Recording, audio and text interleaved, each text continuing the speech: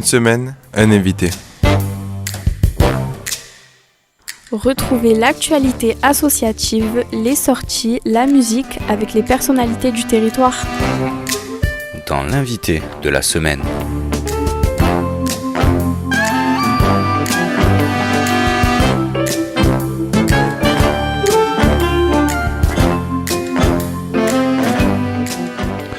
Bonjour à toutes et à tous, bienvenue sur le 102.9 FM. Vous êtes dans l'émission L'invité de la semaine sur Radio Sommière.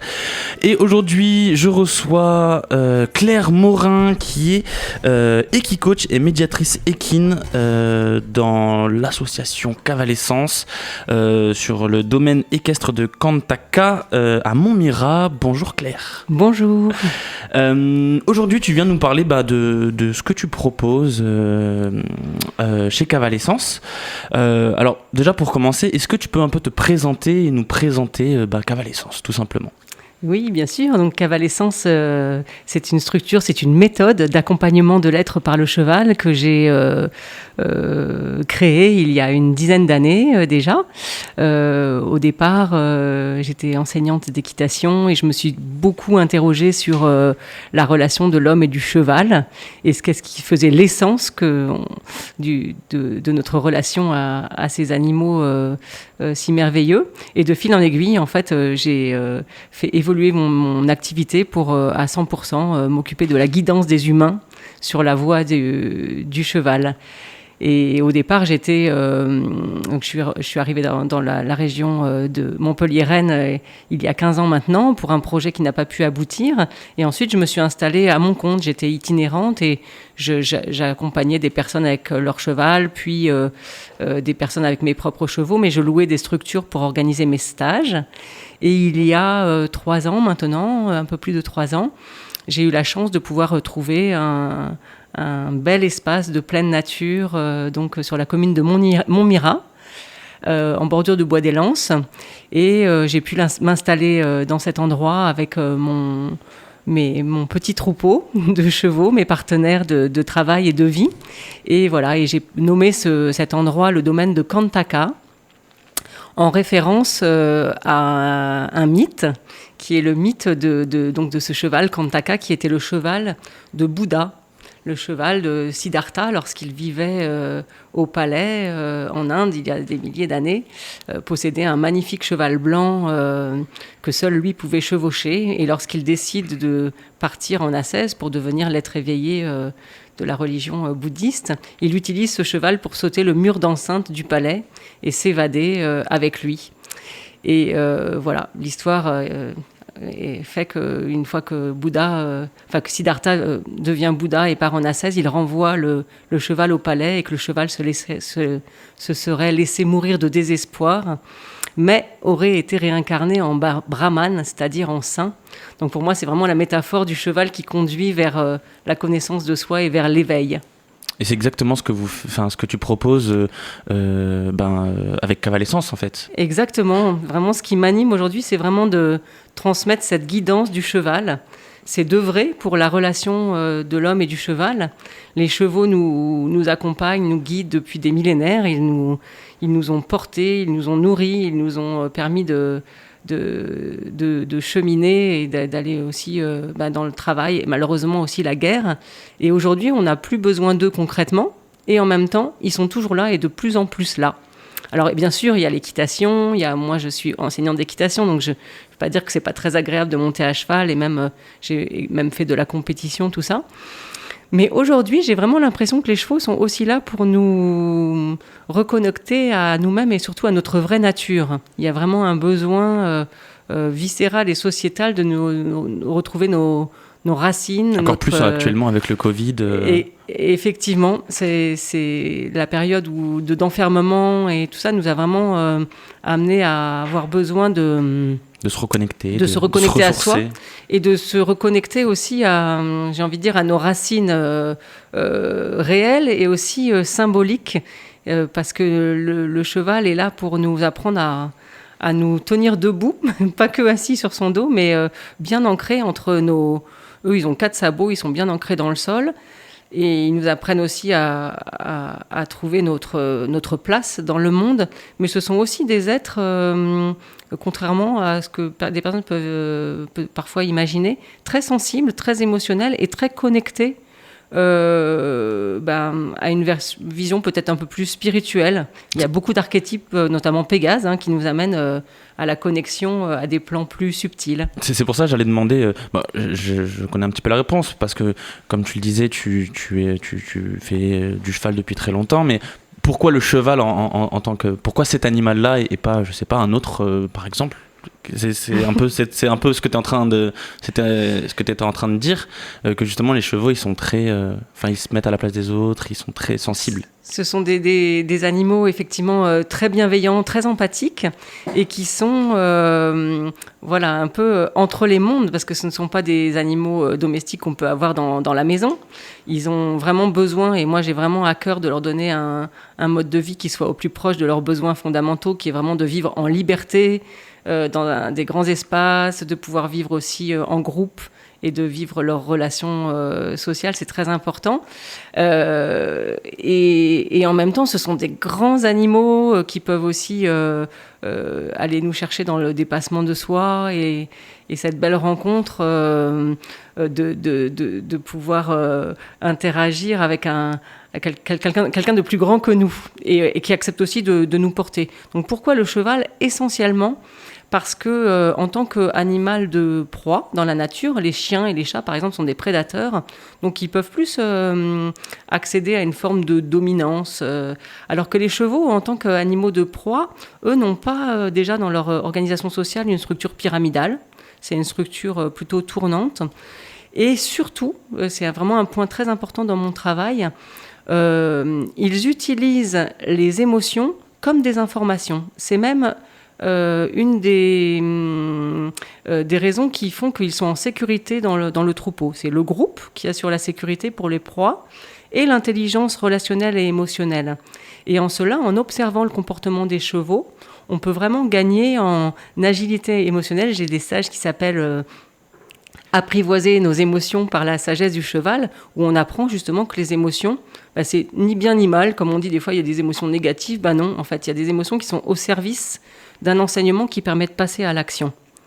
Et dans nos sociétés, en fait, qui sont plutôt prédatrices, on apprend dès l'école à plutôt réprimer les émotions. Voilà, c'est pas bien d'être en colère, pour une petite fille surtout, ou c'est mal de pleurer. Et en fait, les chevaux, eux, ils ont besoin d'avoir des humains en face d'eux qu'on appelle congruents, c'est-à-dire aussi en accord que possible entre ce qu'ils expriment et ce qu'ils sont à l'intérieur. Alors des fois, on n'exprime pas parce qu'on a envie de cacher, ou des fois parce que c'est un petit peu profondément enfoui inconsciemment.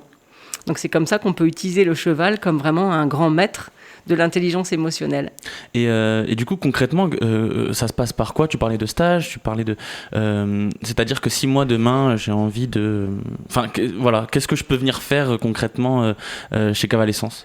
Eh bien, il y a plusieurs manières de venir participer aux activités. Déjà, c'est en individuel ou en groupe. Il y a les deux possibilités. Il y a des gens qui ont besoin d'un accompagnement personnalisé. Donc, je travaille beaucoup à la carte, en individuel, aussi pour des familles ou des groupes de personnes déjà constitués. Et ensuite, il y a les stages. Donc, ça commence le format minimum. Il n'y a pas de cours d'1 heure ou de séance d'1 heure.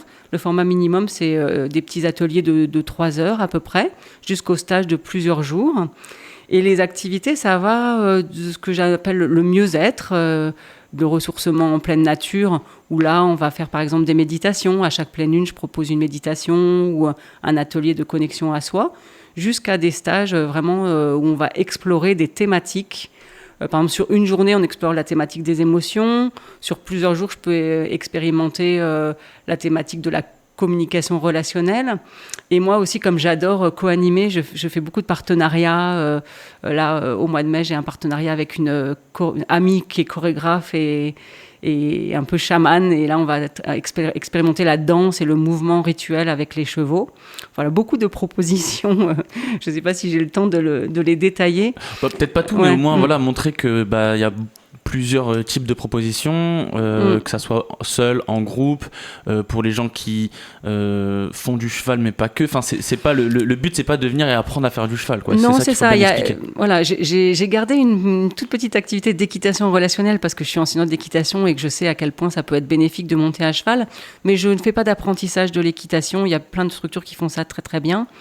En revanche, je veux garder quand même la porte ouverte aux cavaliers qui voudraient aborder la relation au cheval différemment, et aussi surtout à des gens qui ont peur. Souvent, on parle beaucoup de la peur avec les chevaux, soit une peur un peu inconsciente on ne sait pas d'où elle vient, et les gens ont envie des fois de dépasser la peur du cheval en rencontrant le cheval sans être obligé de faire quelque chose avec, justement peut-être même pas de monter dessus, en tout cas pas tout de suite. Donc là, moi j'aime bien accompagner ces personnes-là. Et aussi des gens qui ont carrément eu des traumatismes liés à un accident ou à une chute de cheval et qui ont vraiment besoin de se réconcilier en douceur et de manière vraiment tout à fait personnalisée avec les chevaux. Ça, c'est vraiment une part de l'activité en équitation relationnelle. Un autre aspect aussi de mon activité, c'est à destination des entreprises et des organisations, parce que les chevaux, de par leur organisation sociale, nous permettent comme je le disais précédemment, d'appréhender une nouvelle forme de leadership qui est plus consensuel, participatif. Donc j'organise aussi des séminaires pour les entreprises autour de l'intelligence collective et de la communication relationnelle. Et donc, ce sont des séminaires de cohésion d'équipe, par exemple, ou de travail sur le leadership. Ça, c'est vraiment aussi une part de mon activité. Ça peut se faire avec aussi des groupes associatifs ou des équipes. Ok, donc il ne faut vraiment pas hésiter si on a besoin si on a envie de travailler des choses avec les chevaux, il ne faut pas hésiter à te contacter, quoi, tout simplement. Ne pas hésiter, surtout. Surtout ne pas hésiter. Voilà, par contre, c'est vrai que c'est sur rendez-vous parce que c'est pas comme dans un centre équestre où on peut venir voir les activités des personnes qui sont dans l'intimité de leur séance avec un cheval. Par exemple, on ne prend pas de spectateurs ou d'auditeurs parce que c'est vraiment... alors, on n'est pas dans le cabinet d'un psy, mais on livre sa propre intimité et sa vulnérabilité en contact des chevaux. Donc, en général, ça se fait dans un espace protégé. C'est pour ça que j'ai vraiment de la chance d'avoir trouvé ce lieu qui, en plus d'être magnifique au niveau des paysages, est quand même très préservé au niveau de l'environnement. Voilà, donc j'ai 9 équidés qui vivent dans ce troupeau avec lesquels je travaille. Donc ça va du petit poney jusqu'au très grand cheval qui a été mon cheval de concours. Et pour moi, ils sont vraiment ce sont des partenaires de travail. C'est vraiment mon équipe. Voilà, Tout à l'heure, quand on préparait l'émission, j'ai dit le mot outil. J'ai dit le cheval, tu l'utilisais entre guillemets comme un outil, mais tu n'étais pas d'accord avec ce mot-là. Est-ce que tu peux expliquer pourquoi ? Oui, et souvent on parle de chevaux qui sont outils de médiation équine. Et le terme, j'en plaisante un peu, c'est souvent les gens l'utilisent à bon escient et les chevaux sont bien traités. Mais ce que je veux dire, c'est que en fait, quand on parle de thérapie à médiation, pour moi, en fait, le médiateur, c'est pas celui qu'on pense. Moi, je pense que je suis la médiatrice, c'est-à-dire que je crée le cadre en même temps de sécurité, en même temps physique, mais aussi émotionnel, relationnel et même énergétique, pour que la rencontre se fasse entre ce cheval ou les chevaux et la personne qui vient à moi. Et c'est le cheval ensuite qui va faire le rôle du thérapeute, c'est-à-dire que lui, il n'a pas besoin d'avoir fait un diplôme de relation d'aide comme moi pour être naturellement dans l'instant présent, dans la congruence, dans le non-jugement, et vraiment dans l'accueil de ce qui est. Et en cela, on dit que le cheval joue un rôle de miroir pour la personne, et ça lui donne vraiment des enseignements, et on peut même parfois voir que le cheval apporte comme une guérison énergétique, parce que les chevaux ont beaucoup d'intuition pour ressentir ce qui se passe pour la personne. Donc ce sont des partenaires et les coachs, c'est eux en fait. Et d'ailleurs, souvent, ils choisissent leur humain. Je commence toujours les séances avec tout le troupeau, et c'est très, très souvent qu'un cheval s'approche de la personne et vraiment ait envie de participer, de communiquer avec une personne en particulier. C'est pas nous qui choisissons le cheval, c'est le cheval qui nous choisit, quoi. C'est un peu comme souvent. ça que Après, ça se passe, il peut y avoir. C'est comme dans la vie. Hein, voilà, on rêve de rencontrer un grand blond aux yeux bleus et finalement c'est le petit brun qui se pointe. Hein. et c'est avec lui que finalement on a des choses à faire. Donc ça interroge aussi nos croyances, nos représentations. Enfin. Ouais. Et j'allais te demander du coup comment on devient équicoach, mais il faut peut-être demander aux chevaux en fait. Et pas... Eh ben, figure-toi que oui, moi je dis toujours que les chevaux m'ont beaucoup enseigné et que ma vie a changé à partir du moment où j'ai cessé de leur dire ce qu'ils avaient à faire pour écouter ce qu'ils avaient à me dire. Donc c'est un peu aujourd'hui ce que je propose dans mon accompagnement, d'écouter ce que les chevaux ont à nous dire. Comment on devient équicoach ? Ben, c'est un métier qui se développe beaucoup. Il y a beaucoup de jeunes qui viennent à moi en me demandant comment on devient équicoach. Moi, j'ai un parcours un petit peu atypique. J'étais plutôt... je me suis orientée dans les métiers de la communication quand j'étais après le bac, parce que j'étais dans un milieu où faire du cheval, c'était bien, mais en faire son métier, c'était un petit peu moins valorisant, on va dire. Donc, j'ai fait des études de communication et après, j'ai travaillé dans le marketing, mais je m'ennuyais ferme. Je crois qu'à l'époque, on ne parlait pas trop de burn-out, mais j'ai dû faire un truc qui ressemblait à ça. Et je suis partie donc enseigner l'équitation. Et là, j'ai commencé à comprendre ce que communiquer voulait dire quand j'ai commencé à enseigner. Il y avait des humains sur les chevaux. Tiens donc. Et c'est après, moi, j'ai vraiment eu envie d'explorer justement ces histoires ces ponts entre la communication interpersonnelle et la communication avec les chevaux et comment on peut interroger le processus éducatif pour améliorer la communication avec les autres. C'est vraiment un sujet qui me passionne.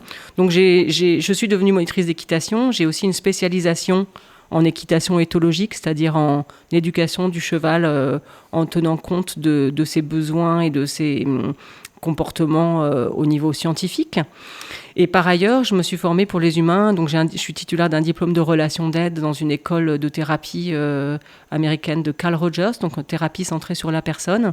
Et je suis également formée à la communication non violente, avec un long parcours justement à travers la communication qui me permet de faire le lien entre les deux pratiques. Et aujourd'hui, il y a beaucoup de formations. Moi, je co-anime aussi des formations professionnelles pour faire ce métier. Donc, soit ça peut être des gens qui ont déjà qui connaissent bien les chevaux et qui veulent se former plus à la thérapie, à l'accompagnement des personnes, ou alors des professionnels de santé ou du paramédical qui ont envie plus d'améliorer leur connaissance des chevaux. Les deux clés d'entrée existent dans ces métiers-là. Ou du moins d'intégrer peut-être le cheval à leur manière de travailler. Absolument. Il y a des personnes, par exemple, qui font de la médiation pour des publics... ça se développe à l'hôpital ou dans les EHPAD. Moi, personnellement, je ne travaille pas avec un public en situation de handicap parce que ce n'est pas venu à moi et j'ai plutôt des gens valides avec des difficultés émotionnelles, relationnelles ou des transitions de vie. Mais ça fonctionne très très bien avec ce public-là aussi, notamment les chevaux ont de très bonnes relations en général avec les personnes avec autisme parce que justement ces personnes-là n'ont pas de masque. Et de par leur pathologie, et les chevaux adorent les gens qui n'ont pas de masque. Et notamment, un cheval, le masque social, en ce moment, le masque, sans mauvais jeu de mots, mais le masque social, pour les chevaux, ça n'existe pas. Hein. Vous pouvez être arrivé avec votre petite voiture ou une grosse voiture de sport. Lui, il n'a que faire de la représentation sociale et il vient vraiment nous connecter à qui nous sommes vraiment à l'intérieur. Tout à l'heure, tu parlais de stages, de choses qui allaient arriver. Est-ce que tu peux peut-être nous en parler pour en parler, donner envie ou informer les gens qui nous écouteraient et que ça intéresserait. Qu'est-ce que tu vas mettre en place là dans les mois qui arrivent, les semaines peut-être ? Ouais, alors le printemps c'est vraiment une période merveilleuse pour venir au domaine de Kantaka expérimenter les activités de cavalescence parce que c'est vraiment il fait pas trop chaud encore, il n'y a pas d'insectes, les chevaux, l'herbe est verte, c'est trop magnifique. Donc moi je suis très sensible au rythme de la nature. Je ne suis ni chamane ni sorcière, mais j'aime bien m'inspirer vraiment des enseignements des esprits de la nature. Donc le prochain grand événement c'est dès le week-end prochain, un stage pour l'équinoxe donc de printemps, l'arrivée du printemps qui tombe en plus samedi 21 mars. Donc samedi et dimanche, grand stage pour attiser le feu de notre énergie de ce printemps. Et surtout l'équinoxe, c'est la période de l'année où on est en équilibre entre le jour et la nuit. Et les chevaux, en fait, que l'on monte dessus ou que l'on ne monte pas dessus, nous enseignent l'équilibre dans nos vies. Équilibre, j'aime bien ce petit jeu de mots. Et l'équilibre, justement, j'en parlais tout à l'heure, entre l'enracinement et la connexion, l'équilibre entre nos polarités masculines et féminines, entre la sagesse et la puissance. Donc, on va vraiment cheminer à travers ça. Donc ça, c'est 2 jours. Et après, j'ai des thématiques régulières qui reviennent. Il y a une journée qui revient régulièrement qui s'appelle « Apprivoiser vos émotions » avec la sagesse et la puissance du cheval. Et des méditations autour de l'instant présent, au moment de la pleine lune.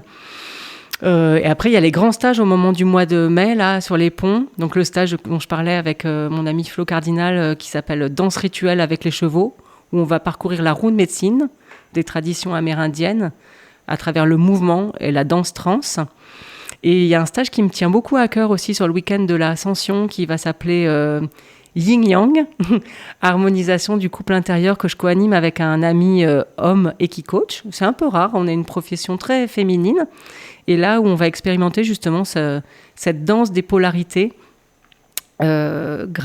toujours grâce aux chevaux et à leur enseignement en même temps très puissant et très bienveillant. Voilà, bienvenue, même si vous avez peur ou que vous vous dites c'est pas pour vous, pour moi, parce que je n'ai pas de connaissances, il y a pas de prérequis, en fait, à part l'envie d'aller un petit peu rechercher dans les tréfonds de notre être ce qui nous anime.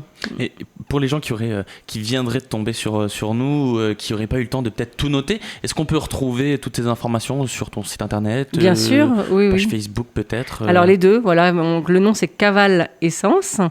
Et donc j'ai un site qui s'appelle www.cavalessence.com et la page Facebook du même nom. Voilà. Et vous pourrez retrouver toutes les informations, un moyen de te contacter aussi. Oui, par téléphone. N'hésitez pas à laisser des messages parce que pendant les séances, on est connecté à soi et aux chevaux, mais pas au téléphone. Donc le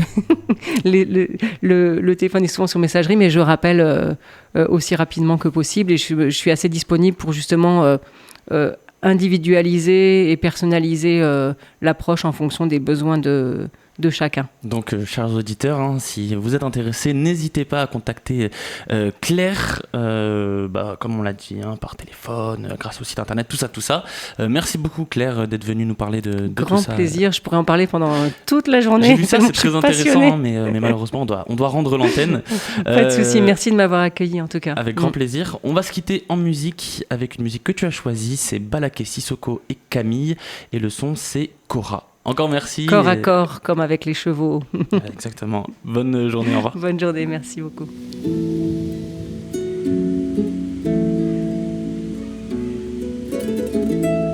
J'étais partie loin de mon corps, tu m'y as ramené. Cora, Cora, Cora, Cora, Cora, Cora, Cora, Cora. J'étais partie loin de mon corps, tu m'y as ramené. Cora, Cora.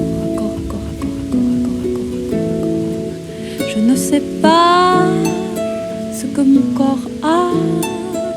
Je ne sais pas si mon corps a. J'oscille à froid, mon corps erre en ce début d'hiver. J'étais partie loin de mon corps, tu m'y as ramené. Cora, Cora, Cora, Cora, Cora, Cora. J'étais partie loin de mon corps, tu m'y as ramené. Cora, Cora, Cora, Cora, Cora, Cora,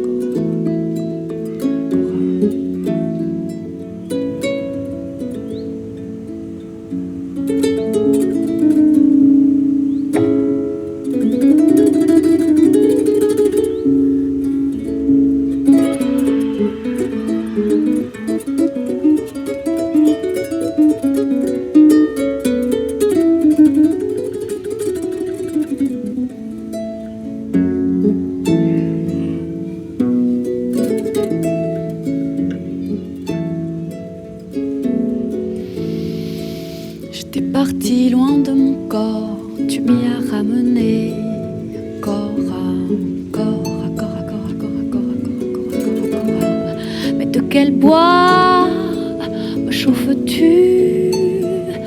De quel bois es-tu fait?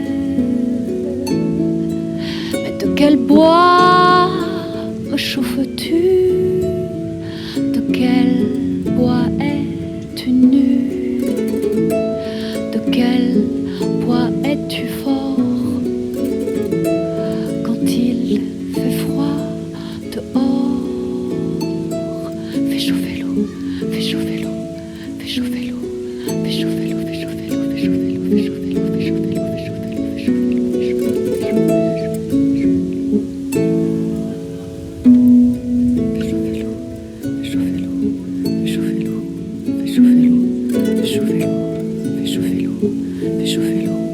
fais chauffer l'eau, fais chauffer l'eau, fais chauffer l'eau, fais chauffer l'eau. Me dis-tu tout bas?